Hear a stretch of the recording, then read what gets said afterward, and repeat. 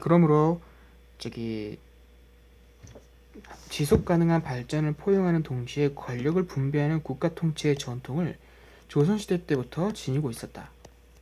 15세기 세종대왕의 과학기술 및 지능 참여적 행정정책 혹은 18세기 정조의 농업, 혁신, 교육 확대 등 개혁 정책을 돌아볼 때 한국은 분명 국제적 영향력을 충분히 지니고 있다. 향후 싱크탱크를 위한 하나의 참조 모델을 한국의 역사 속에서 찾아본다면 가장 두드러지는 것이 집현전이다. 집현전은 정부기관 안에서 정책을 논의하는 가장 중심적인 역할을 했고, 세종대왕의 통치 기간 1418년부터 1450년 동안 높은 자율성을 보장받았다. 정책을 논의하는 집현전 학사들은 각자의 지적 바탕에 마음껏 연구를 할 수 있는 자유가 있었고, 왕도 정치의 이상을 실현하는 연구에 필요한 자료를 얼마든지 제공받을 수 있었다. 그들의 연구는 백성을 위한 통치라는 바탕에서 수많은 구체적인 사례를 담은 중요한 정책 자료로 발간되었다. 집현전은 좋은 통치가 무엇인가에 대해 중국과 한국의 선례를 살피며 수기할 수 있도록 학사들에게 넉넉한 시간을 주었다. 집현전 학사들은 진행적인 정책을 검토하는 과정에서 유학 사상의 전통적인 텍스트를 참조하는 동시에 당대의 문제 역시 유학사상의 전통적인 텍스트를 참조하는 동시에 당대의 문제 역시 실증적으로 연구했다. 실증적. 그 결과 세종대왕이 추구했던 공평한 사회를 위한 정책의 철학적, 역사적 토양이 마련할 수 있었다. 이미 시행 중인 정책에 대해 윤리적인 수기를 거치는 집현적인 전통을 되살린다면 오늘날 한국의 싱크탱크는 범세계적인 차원의 새로운 모델로 거듭날 수 있을 것이다. 한국의 역사적 맥락을 보면 가능성과 역량이 잠재되어 있음이 확실하다. 한국을 위한 지정학.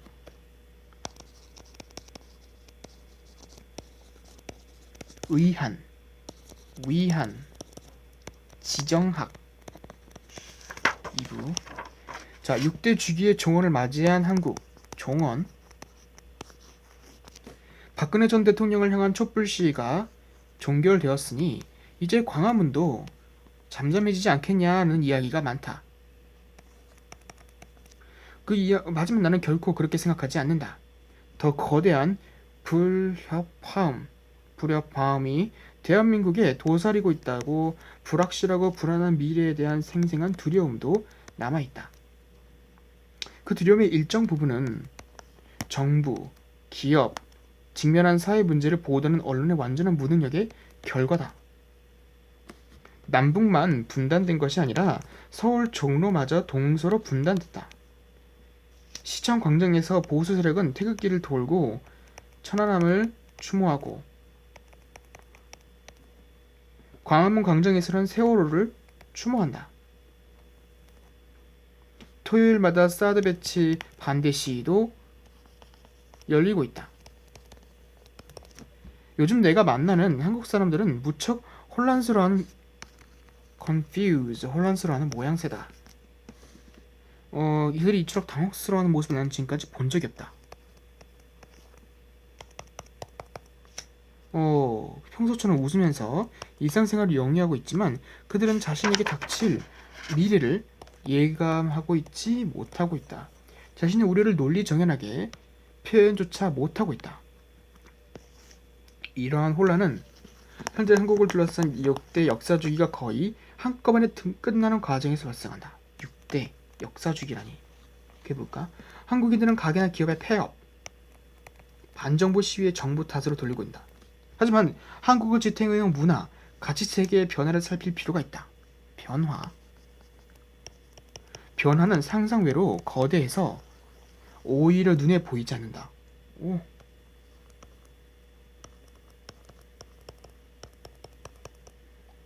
그러나 그 파장은 극심하다. 한국이 직면한 가장 짧은 역사주기는 스캔들로 인해 종료된 본래 5년으로 약속되었던 박근혜 전 대통령의 임기다. 한국 정치에서 5년이라는 주기에 마쿠를 예측하는 것은 오히려 쉬운 편이다. 한국 정치에서 정부가 권위를 상실하면 파국을 맞는 것으로 끝나기 마련이다. 두 번째 주기인 보수 리더십의 10년 주기도 고통스럽게 종말을 맞고 있다. 규제를 완화하고 관료들이 힘을 약화함으로써 경제 성장을 촉진한다는 그들의 허황된 약속은 결실을 맺지 못했다. 건설, 기술, 개발 등 인프라 제도는 곧 손상된 전모를 고스란히 드러낼 것이다. 장기적 안목이 없이 사물에만 투자하고 사람에게 투자하지 않은 결과는 물론 국내 분위기나 한국이 나아갈 방향이라는 측면에서 보면 획기적인 전환이 일어날 수 있다. 한국은 여러가지 정치관계 절차를 수정해야 할지도 모른다. 리바이스. 이런 상황에서 우리는 장기적이고 구체적인 계획을 짜야 하며 여기에는 전문가들의 참여가 절대적으로 필요하다. 누가 전문가들일까? 이보다 더욱 거대한 주기 1960년대부터 2017년까지 한국의 경제 구조와 관련이 있다. 기존의 한국 경제는 미국을 비롯한 세계 각국으로부터 완제품을 수출해 고도 성장을 유지했던 구조였으나 이제는 그 끝을 향해 치닫고 있다. 1960년대 팽배했던 성장 동력인 노동력의 자체 생산품인 플라스틱, 철강을 결합하면 끝없이 경제 성장을 누릴 수 있다고 믿었던 사고방식은 이제 옛말이 됐다. 이러한 전환의 원인은 스마트폰, 그리고 선박 등의 분야에서 한국의 경쟁력이 약해진 데서 찾을 수 있다. 하지만 근본적인 원인은 이들 분야가 사양 산업에 속한다는 데 있다. 지난 20년간 한국의 산업은 발전 방향에 대한 구체적인 모색이 없이 계속해서 거액의 자본을 동일한 산업에 투자해왔다.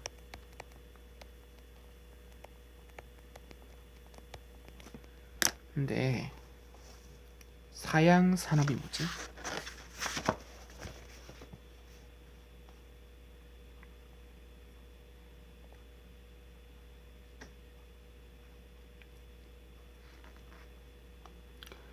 국어사전.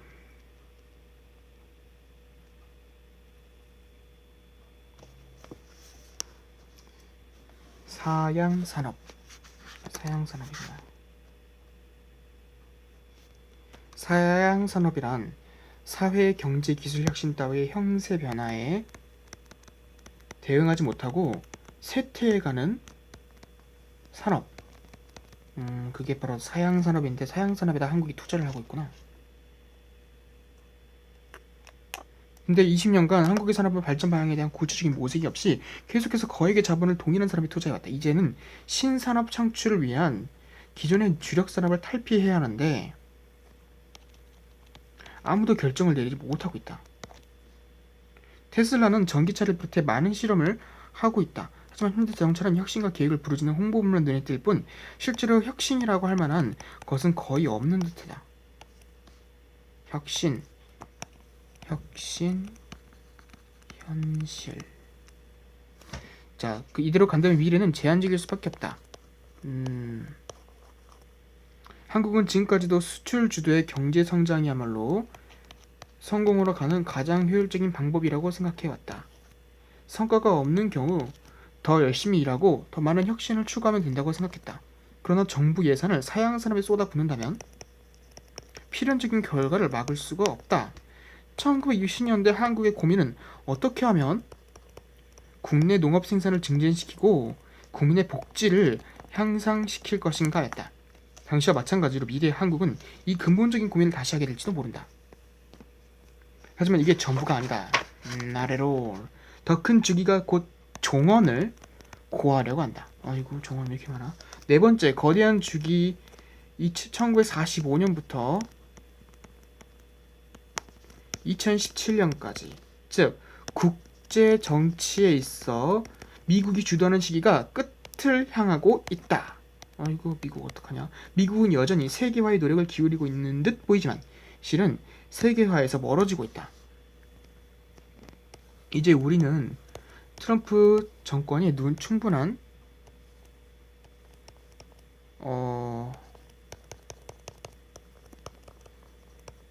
돈을 지불하는 것이 정의인 시대에 직면해 있다. 2차 세계대전 이후에 영제국 대신 미국은 정의 시대에 직면해 미국은 글로벌리즘이라는 비전과 보편적 가치의 바탕을 둔 글로벌 거버넌스를 위해 노력해왔다. 1945년 얄타 회담으로 시작된 이 주기는 같은 해 국제연합 UN의 창설로 제도화됐다. 한국은 이러한 글로벌 스탠더드에 대한 미국의 지지가 마치 해가 동쪽에서 뜨고 what? Hello. Just a reminder we have class at 10.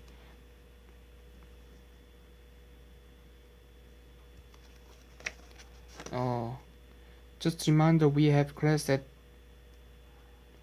12 p.m. today. See you soon.